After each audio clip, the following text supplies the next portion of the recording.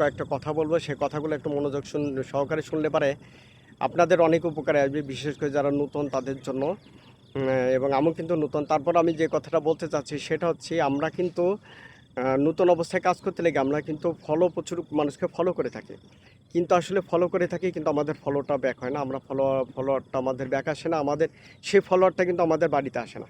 আরে ভাই, আপনার বাড়িতে কীভাবে আসবে? আপনি ফলো দিয়ে তো চলে আসছেন, আর কিছু করে আসছেন? কিছু করেন নাই তো। আপনি ফলো দিচ্ছেন ভালো কথা, আপনাকে সুন্দর একটা তাদের পোস্টে, তাদের পরিবারে ঢুকে তাদের একটা ভিডিও অথবা একটা পোস্টে অথবা একটা পিকে আপনাকে যে গঠনমূলক কমেন্টস করে আসতে হবে।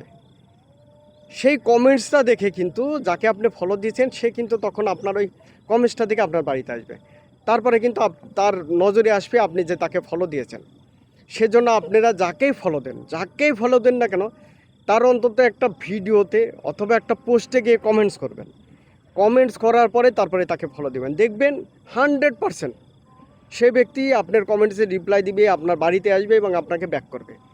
কিন্তু আপনি ফলো দিয়ে খালি চলে এসেছেন না, সে কিন্তু আপনাকে ফলো ব্যাকও দিবে না, আপনাকে আপনার পরিবারেও আসবে না, কিছু করবে না। এটা নিশ্চিত থাকেন। সেজন্য আপনারা এই ভুলগুলো করবেন না। আপনারা কাউকে ফলো দিলে পারে অবশ্যই তার কোনো পোস্টে, তার ভিডিওতে গিয়ে একটা সুন্দর গঠনমূলক কমেন্টস করে তারপরে আপনি ফলো দিবেন। ধন্যবাদ সবাই।